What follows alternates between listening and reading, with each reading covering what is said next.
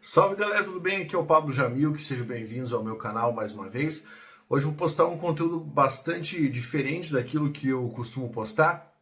Eu vou postar hoje uma análise de filme, porque eu, como diversas outras pessoas, né, eu fui pego de surpresa por aquele filme da Netflix, O Poço, né, Eloyo. E foi um filme muito impactante, cara. Eu achei fantástico e vi que muitas pessoas estavam em dúvida em relação àquilo que aconteceu no filme, a interpretação do filme e tudo mais. Eu resolvi gravar esse vídeo para falar um pouquinho sobre a interpretação, tá? Na verdade, eu comecei a gravar esse vídeo antes, eu estava lá com quase 10 minutos de vídeo, aí rolou um problema aqui, um estresse, uma coisa maluca que começou a atrapalhar a gravação do vídeo, tive que parar. Estou gravando aqui pela segunda vez, tá? Vamos lá, então eu vou explicar para você em que eu me baseio para fazer essa interpretação, como é que essa interpretação funciona, para você poder analisar junto comigo, tá? Então assisti ao filme e a partir disso eu fui pegando os indícios do filme e montando uma interpretação. É importante que você saiba que a interpretação não significa o que o cara quis dizer, né? O que a pessoa que gravou o filme quis dizer. Significa que nós temos ali uma possibilidade de interpretação. A possibilidade de interpretação é sempre algo que se baseia no fato de o filme ser uma obra de arte e ser uma obra aberta. Então, se houver indícios para você interpretar, você consegue extrair dali uma interpretação. Eu estou partindo do pressuposto aqui de que nós temos uma possibilidade hermenêutica de interpretação. Isso significa o quê? Eu vou usar uma linguagem, certo? Para poder interpretar o filme. E uma ferramenta. Essa ferramenta é uma heurística de interpretação. Vamos lá. Esse vídeo tem spoilers, então se você ainda não assistiu ao filme, eu recomendo que você assista e depois venha observar aquilo que eu sugiro como interpretação para essa obra. Tudo bem? Então, vamos lá. Nós temos um filme que foi de 2019, tá? Um filme que está bastante em alta, em evidência, está como top 10 ali dos filmes da Netflix no Brasil e, ao que tudo indica, é um filme espanhol. Então, nós temos ali uma obra que tem uma metáfora muito interessante ali dentro, tá? Essa metáfora é a metáfora da estratificação social. Então, para você lembrar, você tem uma prisão, certo? Com diversos andares, e aí as pessoas ficam um mês em cada andar. Existem dois eixos de comparação ali para você analisar. Você tem a comparação do eixo vertical e do eixo horizontal. Pense comigo, essa é uma análise antropológica muito, muito poderosa. A metáfora é, no eixo horizontal, você precisa aprender a conviver. Então, você tem a metáfora do convívio, certo? Do repartir o espaço com outrem, a pessoa que está no mesmo nível em que você. Como você percebe dentro da obra, sempre que o mês passa, o Gorem está com outra pessoa, com alguém diferente. Isso mostra que a metáfora de que as pessoas que convivem com você no mesmo extrato podem ser pessoas diferentes. E você tem a segunda estratificação, que é a estratificação vertical. Essa estratificação mais importante, porque ela cria uma metáfora a respeito da distribuição das pessoas em relação ao poder aquisitivo, certo? Então você tem lá a estratificação social daquelas pessoas que têm maior poder aquisitivo e as pessoas que teriam um menor poder aquisitivo, certo? Essa estratificação, deixa eu arrumar a câmera aqui antes que saia voando, desculpe, tá? Essa estratificação social tem esse poder, né? Esse poder de mostrar a diferença entre as pessoas. E é justamente essa estratificação que acaba sendo o mote do filme, né? A frase, o motivo do filme. Existem os de cima, existem os de baixo e existem os que caem, certo? Olha que poder isso tem, cara. Literariamente falando, a gente vai poder explorar isso um pouquinho depois. Você tem, então, as pessoas que representam aqueles que têm maior poder aquisitivo, maior acesso, né, aos bens de consumo, tanto que esses aí estão lá arrumando a câmera de novo, não se preocupe, tá? Não vai cair. Aqueles que estão numa parte superior, e são aqueles que recebem a comida nova. Isso seria a parte rica da população. E aí você percebe que conforme a plataforma vai descendo, a comida vai ficando exígua até não existir mais, e você tem os pobres. Perfeito. Nessa estratificação vertical, você tem ali diversos níveis, e esses diversos níveis representam então os níveis sociais. Agora há umas metáforas importantes para você explorar. Perceba que de um mês para o outro, os presidiários mudam de nível. Isso representa as intempéries da vida. Uma pessoa que hoje está no nível 6, amanhã pode acordar no nível 172, pode acordar no nível 252. Então, isso significa que as intempéries da vida agem sobre as pessoas. Perfeito? Então, é mais uma metáfora que nós temos ali. Com o passar do tempo, nós podemos ter diferentes desfechos, diferentes ações para as pessoas, tá? Eu ainda não estou falando dos personagens, só da metáfora da obra. Um vinho para a gente acompanhar. Vamos continuar falando sobre isso. Nessa metáfora ainda, você tem a comida como um bem de primeira necessidade e algo que seria projetado para todos que ali estão. Perceba que quando o Goring está se inscrevendo para o projeto, Mogiri, a mulher que o está entrevistando, pergunta: qual a sua comida predileta? Ele responde, ele pergunta por quê, e ela diz: para colocarmos no cardápio.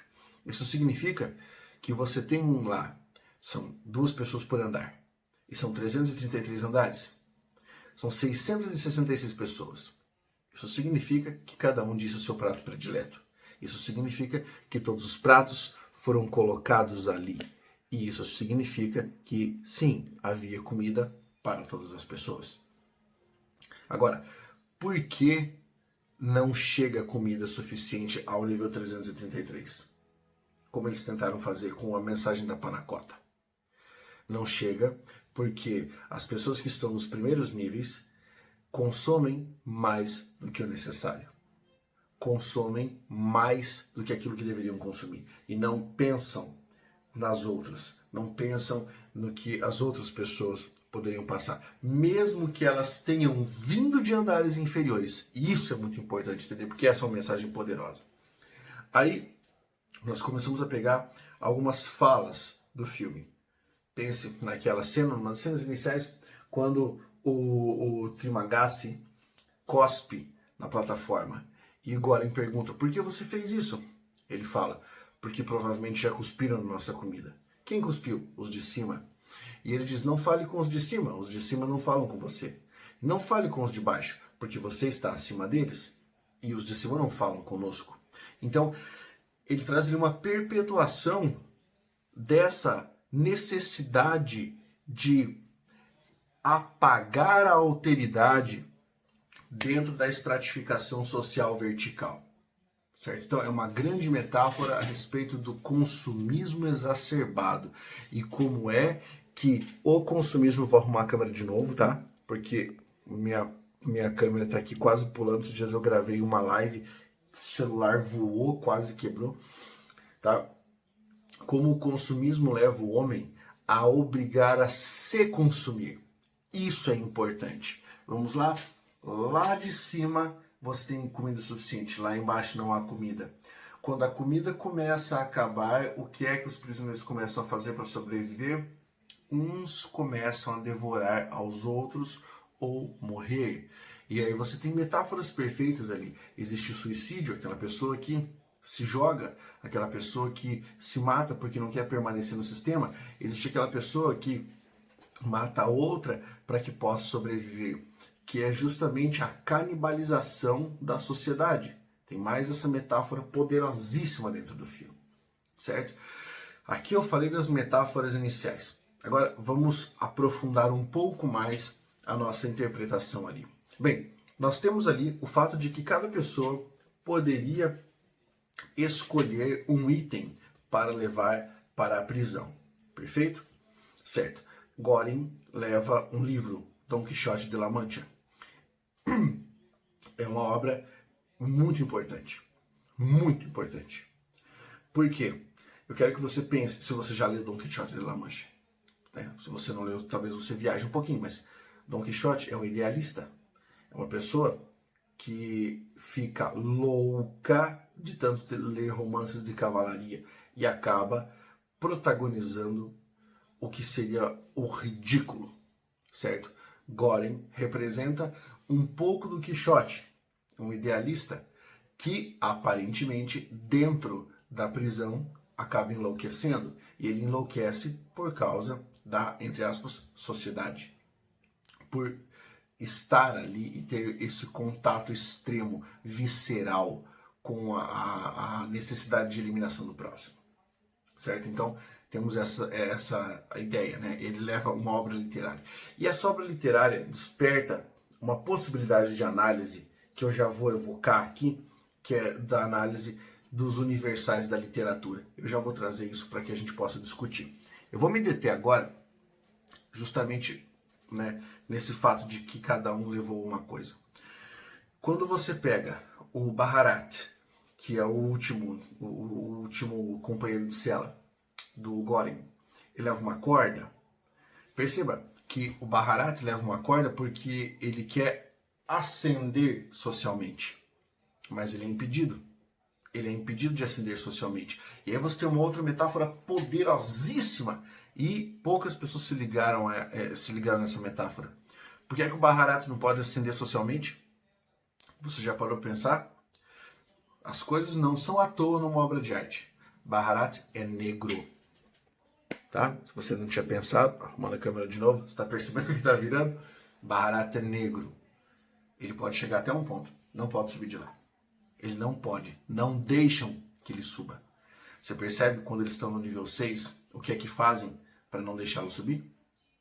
Você sabe disso, você viu o filme. Se você não viu, assista. Tá? Bem, então, mais essa metáfora. Você tem a transformação do indivíduo pela educação, pelo conhecimento. E aí, diversas vezes, há algumas frases do tipo: esse não é um lugar para você, você é um homem dos livros. Você ouviu essa frase no filme? O homem dos livros, que é aquele que desperta, que é aquele que consegue levar a sua consciência, não se encaixa na sociedade. O poço é a metáfora da sociedade contemporânea. E algumas pessoas não se encaixam ali. Tá? Então aqui nós temos essa metáfora. Vamos adiante. Mais metáforas, mais coisas importantes. Vamos deter agora numa análise um pouco mais detida dos personagens e dos nomes dos personagens. Nomes também não são aleatórios, não são escolhidos por um acaso. Eu ainda estou pesquisando esses nomes para eu poder entender tudo a respeito deles, se é que é possível entender tudo, mas você pode me ajudar colocando seus pontos de vista aí nos comentários, tá? Mas o que eu descobri numa pesquisa breve eu fiz, quase todos os personagens, quase todos, têm nomes que são nomes de algum prato. Que são nomes de algum prato. Goren, né, que é interpretado pelo Ivan Massaguet. Goren significa frito, certo? Significa frito, uma espécie de preparo, certo? Tanto que tem o nasi goreng, que é o arroz frito, uma comida indonésia. Você tem imogiri, tá? Imogiri. Eu fui pesquisar a palavra, eu me dei esse trabalho, pesquisar a palavra completa, pesquisar a palavra separado, enfim. Imo significa batata doce, giri significa com ingredientes. Batata doce com ingredientes, mais nome de comida nós temos aí. Nós temos Baharat, que vem do turco e significa tempero. Baharat, tempero. Você até pode associar, né, o Baharat, que é esperançoso, né, ele é bem expansivo, bem feliz, isso lembra tempero mesmo. Miharu, aquela personagem que parece maluca, que mata as pessoas, que ataca, você vai perceber que ela não come nada na plataforma. Você não vê Miharu comendo a comida que está ali. Ela só assiste o que está acontecendo. E como disse o velho, né, o Trimagasi, ela desce todos os meses. E ela desce procurando. Miharu significa assista. é o que ela faz, ela assiste, ela olha o que está acontecendo. Essa interpretação pode ser descabida. Existe um outro significado para Maharu, que seria céu claro e bonito, né? Mas eu não consigo encaixar isso dentro da interpretação. Aí eu tenho uma consideração a fazer. O nome Trimagasi me incomodou muito, me incomodou demais, desde a primeira vez que eu ouvi o nome no filme. Porque esse nome não é um nome comum. Eu fui pesquisar Trimagasi em outras obras e eu não encontrei o nome Trimagasi. Mas essa sonoridade me fazia lembrar algo que agora fez sentido e eu vou explicar para vocês. Trimagasi me faz lembrar Trimegistro, certo? Na obra Divina Comédia, do Dante Alighieri, nós temos o inferno na primeira parte da obra, para quem leu. Eu até tenho essa obra que eu mostro para vocês.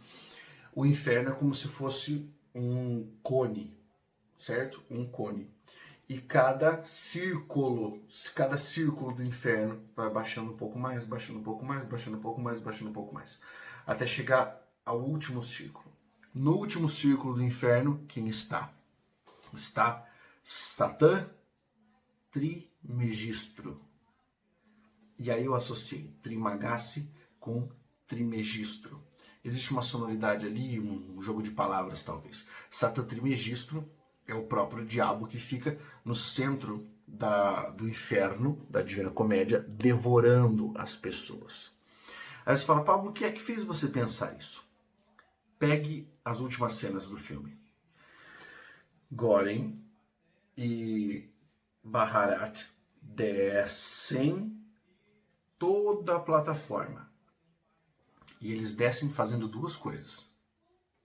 Matando algumas pessoas, porque eles batem, e dando comida para outras, certo? Então eles descem numa ação duvidosa, complexa, difícil de entender. Quando Baharat e Goren chegam ao último andar, eu quero que você pense comigo, qual é o número desse andar? 333. Quantas pessoas ficavam por andar? 2 pessoas. Portanto, nós tínhamos 666 pessoas, que é, né, biblicamente falando, numerologicamente falando, o número da besta. Muito embora haja algumas teorias de que o número da besta seria 999, não 666. Enfim, vamos lá. 666. Quando a plataforma para, quem é que vem conversar com Goren naquele ponto? Trimagasi. Lá ele fala, sua viagem está completa. Quando Dante Alighieri chega à parte final do inferno, a viagem dele pelo inferno estava completa. Na obra da Divina Comédia, Virgílio e Dante descem. Na obra O Poço, Baharat e Goren descem e encontram lá o Trimagasi, que na minha análise, na minha interpretação, Satã Trimegistro. Você pode perceber como o velho Trimagasi é exatamente o perfil da maldade, porque ele é meticuloso, ele é frio, ele sabe quem ele tem que matar. Ele fala pro Goren que eu vou comer a sua carne, porque eu comi a carne de outras pessoas. Comer a carne significa o que na obra? Alimentar-se do outro. Significa acabar com o próximo. Matar a outra pessoa para que você sobreviva é o maior exemplo de falta de alteridade. E é justamente isso que o Trimagasi traz. É justamente isso que o Trimagasi preconiza. Mate o outro. Alimente-se do outro. E ele consegue praticamente converter Goren nessa viagem maluca. E no fim, Pablo, o que é que você tem lá? O que acontece no fim? No fim, a mensagem é a menina, porque ela que estava no último andar chegar viva lá em cima seria o símbolo de que o experimento de solidariedade espontânea teria ocorrido. Talvez a menina lá embaixo não existisse, fosse um delírio, fosse uma viagem, mas ela é o símbolo da solidariedade. Mas nós não sabemos se ela chega ao fim. Nós não sabemos se ela chega lá para cima. Nós não sabemos se a mensagem de solidariedade que nós mandamos cotidianamente consegue chegar a todos os estratos de uma sociedade que é povoada, como fazer uma analogia a Schopenhauer aqui, por demônios. Por isso 666, por isso a estratificação, por isso devorar um ao outro. É essa a grande mensagem. É esse o desfecho. Pablo, mas o Goring morreu? Talvez o Goring tenha morrido no começo. Talvez aquilo que ele esteja vivendo ali seja um sonho maluco de purgatório. Talvez aquilo seja um inferno. Essas possibilidades inexploradas trazem uma grande potência ao filme, porque permitem essa abertura de interpretação. Agora, o mais importante para você entender é quando ele diz: a mensagem não precisa de um portador. Quem fala isso? Trimagasi. E manda uma mensagem. Como é que a mensagem vai chegar se o portador não entregá-la? Quem fala isso para ele? Na minha análise, um personagem que representa o demônio. É o demônio que diria para a pessoa: a mensagem está aí, não precisa entregá-la, não precisa de alguém. Ela está aí, ela vai chegar lá. E aí a análise. E aí o grande desfecho da obra. Ele abandona, ele é ludibriado pelo demônio. Por quê? Porque o Goring é um Dom Quixote. Ele é maluco. Ele ficou louco. Se você curtiu essa interpretação, deixa o like, faça sua inscrição. Eu ainda vou falar mais sobre esse filme, porque há muita coisa para interpretar. Um grande abraço, até a próxima. Força, guerreiros!